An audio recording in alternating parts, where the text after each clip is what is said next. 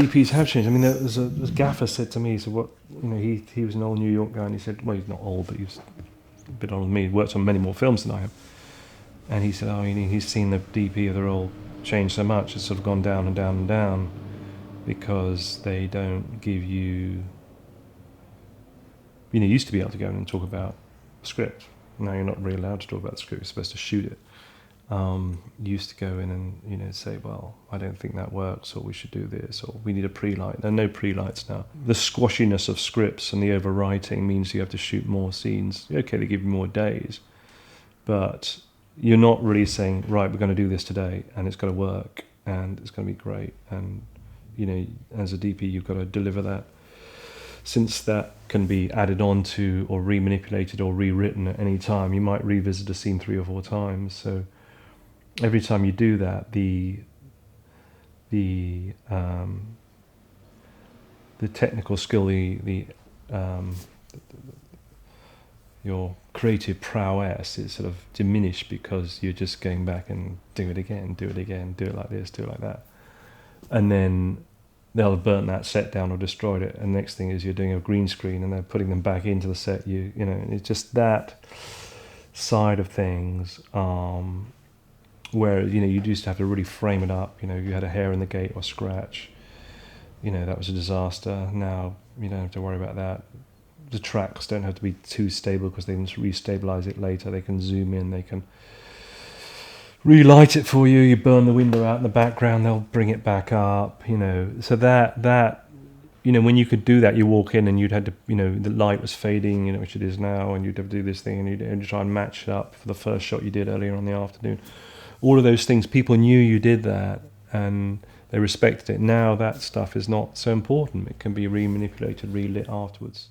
What has happened, though, is the mystery and the manner in which production will treat me has shifted.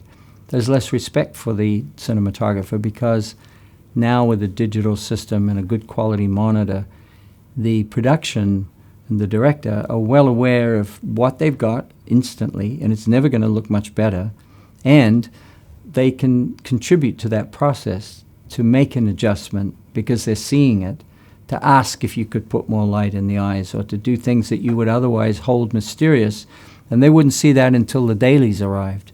And if you stood strong to your intention and say you wanted to be in shadow and really didn't want to have anything in the eyes, you didn't even want to hit in the eyes, and you held your ground, chances are that that's the way it would appear in the final product, which today, both on the floor, they'll ask you to put it in, and then also in post, they'll ask you to go in and track the face and pull the eyes out based on whatever exposure you made.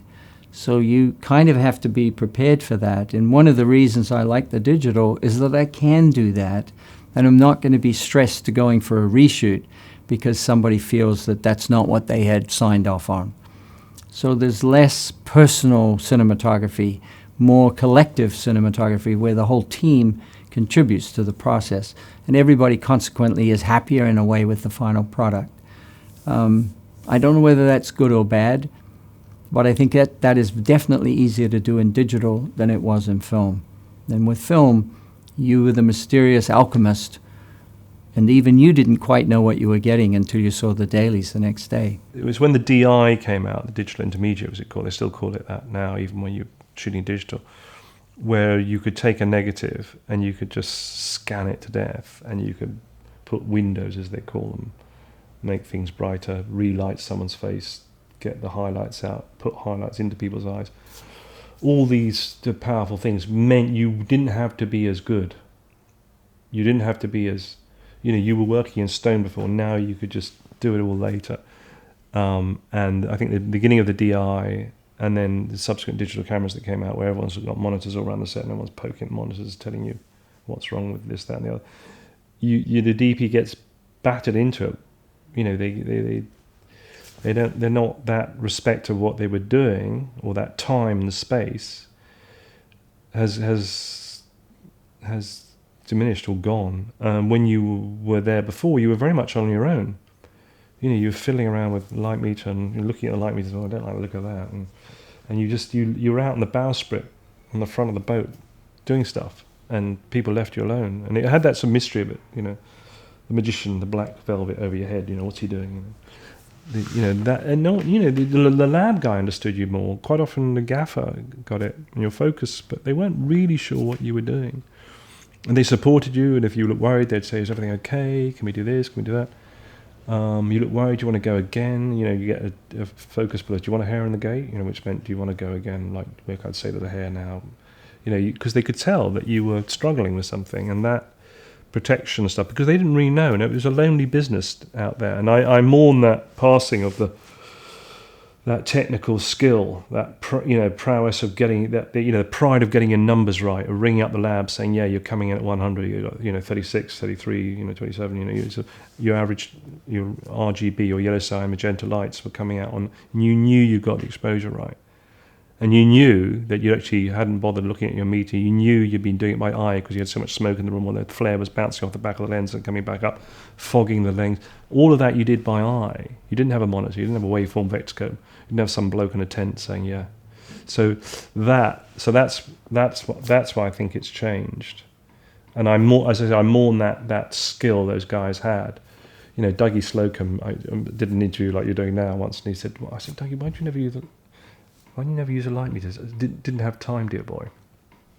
I didn't have time to press a button. Or you didn't have time. But I mean, people who could, go in there and go, know the certain, they'd talk in foot candles and say, oh yeah, 2.8. And that's like, really?